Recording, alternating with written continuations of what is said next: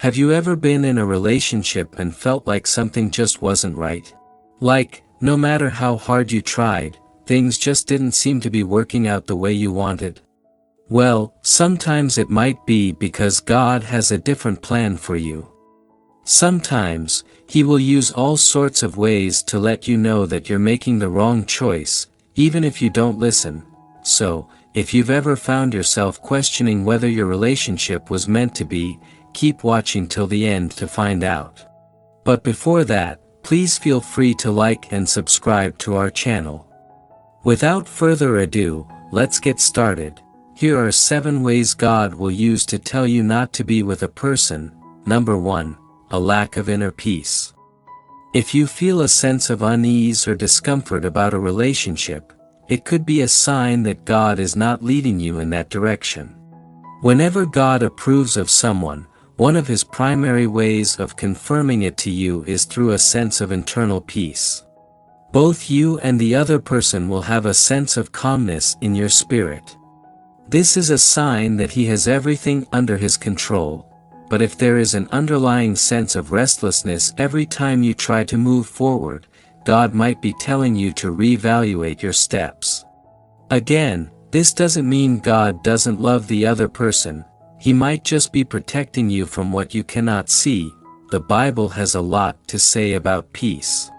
In Philippians 4 verse 6, "Do not be anxious about anything, but in every situation, by prayer and petition, with thanksgiving, present your requests to God." Philippians 4 verse 7 adds, "And the peace of God, which transcends all understanding, will guard your hearts and your minds in Christ Jesus." This means that, no matter how spiritual you are, it is important to listen to those inner promptings and pay attention to any red flags that might be waving, even if the other person forces you to move forward. It is important not to make that move unless God has prompted you. The devil can be deceptive. He could manipulate you into a relationship that appears to be God's will, whereas it's clearly not. He might make everything look just like the will of God. This is why you should be Spirit-led instead of feelings-led. It's worth also noting that a lack of peace doesn't necessarily mean that the relationship is a complete non-starter. It could be that there are some issues that need to be addressed or that God is trying to convey a particular message to you. But if you're feeling a sense of unease that persists over time, it might be worth seeking counsel from the Spirit of God. Number 2. Resistance. When God doesn't want you to be with someone, He will sometimes give you signs by causing resistance in your relationship. Resistance can come in many shapes and forms, such as unexpected changes in plans, subtle disruptions, or better still, you might feel like you're moving forward with the relationship, but suddenly there's a delay or a setback that you can't explain. It's important to pay attention to these signs because they might be God's way of trying to get your attention. It doesn't mean that He's against you or that He's trying to make things difficult. Rather, He might be trying to lead you in a different direction. In most cases, it can be tempting to try to push through the resistance and make things happen on your own terms. But in every case, it's better to listen to what God is saying and follow His lead. This might mean taking a step back and reassessing where things are at, or it might mean being open to the possibility that God has something different in mind for you. We must not confuse these resistances with attacks from the devil, as they are entirely different. The resistance which comes from the devil is intended to bring confusion and delay, whereas the resistance which comes from God is to protect you and give you time to think again. If you feel God is asking you to hold on, never try to force your way or speed things up. It is better to be slow and sure than to be fast and fall. If God resists you from committing to someone, you should accept that and take it gracefully. Number 3. Red flags. If you are noticing red flags or warning signs in the relationship, such as disrespect, abuse, or other unhealthy behaviors, it could be a sign that God is not leading you to pursue a relationship with that person. in Ephesians 5 verse 25. It says, "Husbands, love your wives, just as Christ loved the church and gave himself up for her." If the person you are interested in is not treating you with love, respect, and care, it may be a sign that God is not leading you to pursue a relationship with that person. The truth is, most times, we tend to trust our abilities rather than trusting God's abilities. We think we are powerful enough to change people after marriage. Changes aren't a guarantee. You can never be sure the person you are seeing red flags in will suddenly change after marriage. You can't change someone who isn't willing to change. Only God has the power to change someone. You can obviously see many signs that indicate a person will be worse. Never make the mistake of thinking you will change them. If your partner has been a serial cheater before proposing to you, he must show evidence that he has changed. Don't make the mistake of thinking he will change just because he is married to you.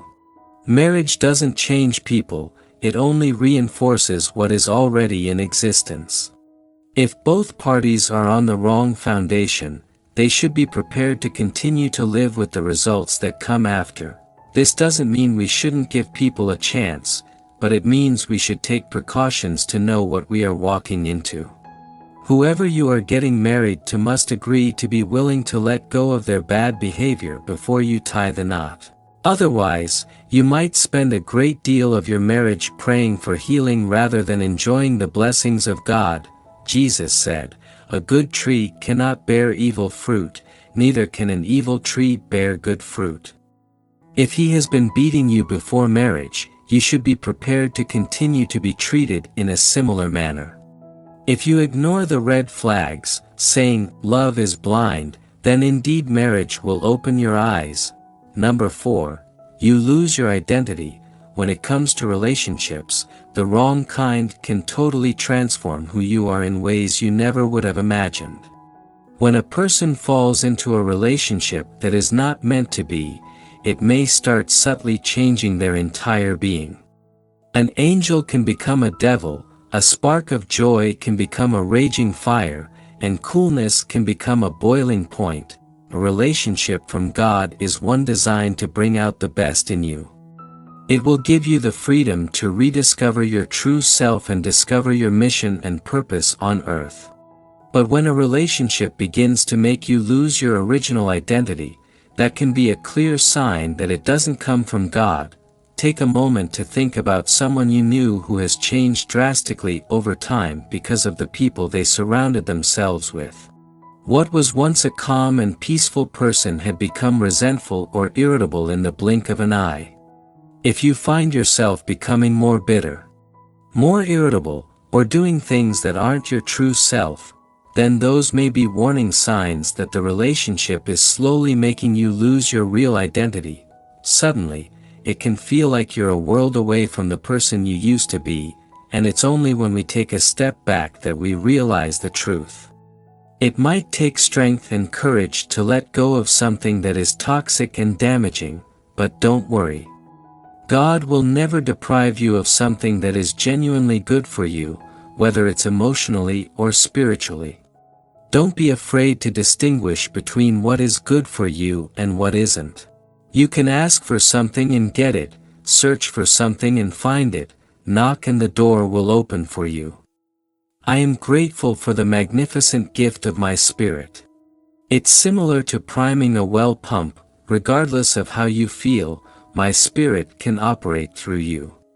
As you offer me the sacrifice of gratitude more openly inside of you, this leads to more appreciation and liberty, ultimately resulting in an abundance of thankfulness. Every day, I shower you with blessings, but sometimes you fail to notice them. You cannot see me or my gifts when your mind is fixed on something negative. Thank me in faith for whatever is on your mind right now. This will remove the obstruction and allow you to locate me. Learn to rest free from your situation. This calls for concentrated time spent with me, the one who conquered the world. This dying planet is linked together with turmoil and pain. You are the only one who can empower yourself to deal with this never-ending stream of issues in a positive manner. I beam tranquility into your disturbed heart and mind. As you sit calmly in my presence, you gradually get unbound from the bonds of this world and raised above your situation. You get my viewpoint on your life, which helps you to discern between the significant and unimportant. Bask in my presence, gaining happiness that no one can rob you of. Joy and thanks, practicing believing in me, and giving me thanks every step of the way. As you walk with me through this day, the conduit via which my peace enters you is trust. Being grateful helps you rise above your situation. Click Amen to accept God's blessings. I am most productive when I work with folks who have kind, faith-filled hearts. Practice believing in me and saying thank you on a regular basis. Instead of organizing and assessing, actually, this is a paradigm change that will completely change the way you live. Allow Thanksgiving to soften all of your ideas. Being grateful keeps you connected to me. Yet, when true incompatibility exists, it's time to consider stepping away to follow the Lord's will and find true joy and companionship. It's important to seek out someone whose passions, visions, and beliefs align with yours, even if it takes some effort on your part to do this. Pray for discernment, for insight, for humility, and for guidance to seek out the perfect partner God has in mind for you. The Lord is ultimately looking for an environment in which harmony is found by two individuals, as He cannot abide in confusion.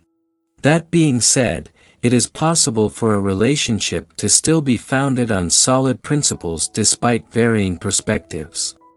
But if there are deeper fundamental incompatibilities between two people, from beliefs, aspirations, perspectives, and so forth, it might be best to thank the Lord for the signs that point out their true intentions and part ways in respect and love.